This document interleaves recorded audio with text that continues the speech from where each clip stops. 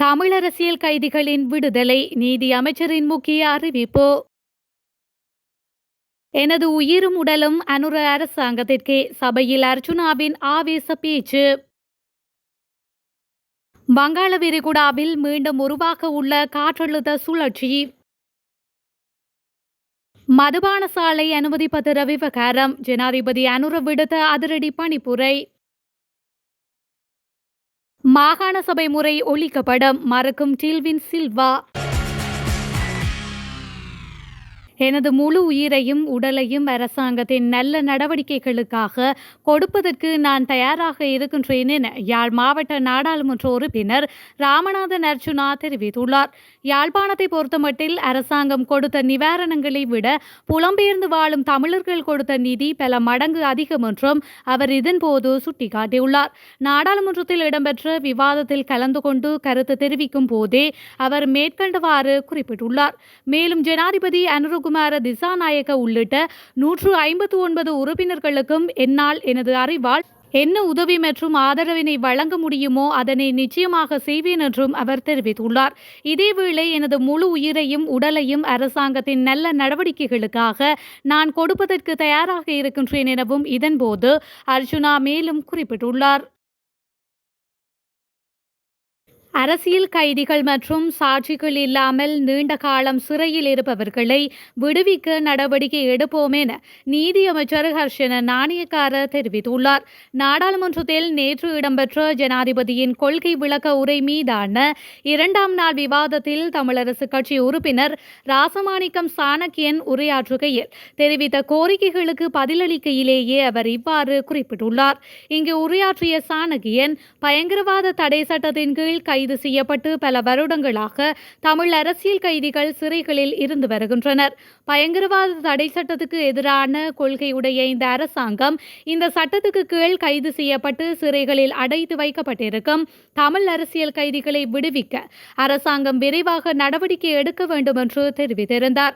இதற்கு பதிலளித்த நீதி அமைச்சர், அரசியல் கைதிகளை விடுவிப்பதாக நாங்கள் எமது கொள்கை உரையிலும் வாக்குறுதி அளித்திருக்கின்றோம் என்றாலும் அதனை ஆட்சிக்கு வந்து ஒரு மாதத்தில் செய்வது கடினம் என்பதை நீங்கள் உணர்ந்து கொள்ளலாம். அதனால் சம்பந்தப்பட்ட சட்ட பிரிவினருடன் கலந்துரையாடி மிக விரைவில் அரசியல் கைதிகள் அல்லது சாட்சி இல்லாமல் சிறையில் அடைக்கப்பட்டிருப்பவர்களை விடுவிப்பதற்கு நடவடிக்கை எடுப்போம் என்று அவர் மேலும் தெரிவித்துள்ளார். புதிய அரசியல் அமைப்பில் சிறந்த தீர்வு நடைமுறைப்படுத்தப்படும் வரை 13வது திருத்த சட்டம் நீக்கப்படாது. அது தொடர்பில் சகல தரப்பினருடனும் ஆக்கப்பூர்வமான கலந்துரையாடல்கள் நடாத்தப்படும் என்றே நான் கூறினேன் என ஜேவிபியின் பொதுச் செயலாளர் டில்வின் சில்வா தெரிவித்துள்ளார். மாறாக மாகாண சபை முறை எவ்வித கலந்துரையாடல்களுமின்றி ஒழிக்கப்படும் என நான் ஒருபோதும் கூறவில்லை எனவும் அவர் சுட்டிக்காட்டியுள்ளார். இலங்கையில் நடைமுறையில் உள்ள அரசமைப்பின் 13வது திருத்த சட்டத்தில் முன்மொழியப்பட்டுள்ள மாகாண சபை முறைமையை முடிவுக்கு கொண்டுவரவும் புதிய அரசமைப்பின் ஊடாக அனைத்து இன மக்களுக்கும் சமமான உரிமைகள் கிடைப்பதை உறுதி செய்யவும் தேசிய மக்கள் சக்தி அரசு நடவடிக்கை எடுத்துள்ளது என அண்மையில் அவர் தமிழ் ஊடகம் ஒன்றிற்கு கருத்து வெளியிட்டிருந்தார். சமூக ஊடகங்களில் செய்திகள் வெளியாகியிருந்தன. இந்த செய்தியில் தமிழ் மக்களின் அரசியல் பிரச்சினைகளுக்கு தீர்வு ஏற்படுத்துவதாக கூறிய இலங்கை இந்திய ஒப்பந்தத்தின் ஊடாக 13வது அரசமைப்பு திருத்தம் கொண்டுவரப்பட்டது. அந்த ஒப்பந்தத்தை ஆரம்ப காலத்தில் இருந்தே நாங்கள் எதிர்த்து வந்துள்ளோம். நாட்டு மக்களின் விருப்பத்துக்கு மாறாகவும் அமைச்சரவையில் கூட அனுமதி பெறாமலுமே ஒப்பந்தம் கைச்சாத்திடப்பட்டது. இருப்பினும் அந்த ஒப்பந்தத்தின் பிரகாரம் அரசமைப்பின் ஊடாக நாட்டில் நடைமுறைப்படுத்தப்பட்டுள்ளது.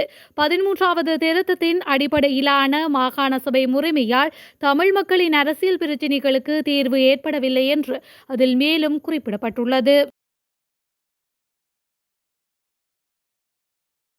மறு அறிவித்தல் வரை எந்த ஒரு அனுமதி பத்திரத்தையும் வழங்க வேண்டாம் என ஜனாதிபதி அனுர குமார திசாநாயக்க மதுவரை திணைக்களத்திற்கு பணிப்புரை விடுத்துள்ளார்.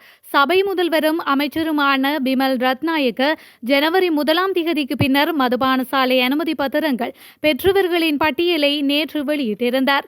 அந்த காலப்பகுதியில் 361 அனுமதி பத்திரங்கள் வழங்கப்பட்டுள்ளதாகவும் அதில் 172 பேர் முன்னாள் ஜனாதிபதி ரணில் விக்ரமசிங்கவினால் அரசியல் லஞ்சமாக வழங்கப்பட்டவை எனவும் அமைச்சர் பிமல் ரத்நாயக்க தெரிவித்திருந்தார். இதேவேளை மாதாந்த நிலுவைத் தொகையான 5.7 பில்லியன் ரூபாவை செலுத்த தவறியதன் காரணமாக WM மெண்டிஸ் மற்றும் நிறுவனத்தின் மதுபான உரிமத்தை இன்று முதல் இடைநிறுத்துவதற்கு மதுவரி திணைக்களம் தீர்மானித்துள்ளமையும் குறிப்பிடத்தக்கது. வங்காள விரிகுடாவில் எதிர்வரும் 7ஆம் திகதி புதிய ஒரு காற்று சுழற்சி உருவாகுவது உறுதிப்படுத்தப்பட்டுள்ளதாக யாழ்ப்பாண பல்கலைக்கழகத்தின் புவியியல் துறை தலைவர் நாகமுத்து பிரதீபராஜா தெரிவித்துள்ளார். இது மேற்கு வடமேற்கு திசை நோக்கி நகர்ந்து இலங்கைக்கு அருகாக வரும் என எதிர்பார்க்கப்படுவதாக அவர் குறிப்பிட்டுள்ளார். மேலும் தெரிவிக்கையில் எதிர்வரும் 19ஆம் திகதி அன்று மீண்டும் ஒரு தாளமுகம் வங்காள விரிகுடாவில் உருவாகும் வாய்ப்புள்ளது. இதுவும் மேற்கு வடமேற்கு திசை நோக்கி நகரும் என எதிர்பார்க்கப்படுகின்றது.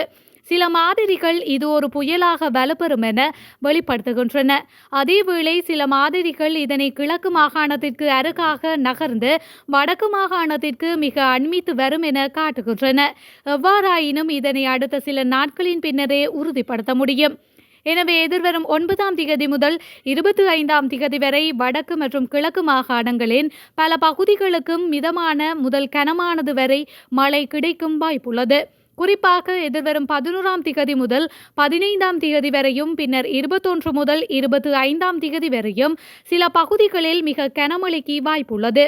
அதேவேளை எதிர்வரும் 9ஆம் திகதி வரை வடக்கு மற்றும் கிழக்கு மாகாணங்களின் சில பகுதிகளுக்கு இடையிடையே மிதமான மழைக்கு வாய்ப்புள்ளது. இந்த நிலையில் வடக்கு மற்றும் கிழக்கு மாகாணங்களின் கடற்தொழிலாளர்கள் எதிர்வரும் 9ஆம் திகதி முதல் மறு அறிவித்தல் வரும் வரை கடற்பகுதிகளுக்கு செல்வதை தவிர்ப்பது சிறந்தது எனவும் அவர் குறிப்பிட்டுள்ளார்.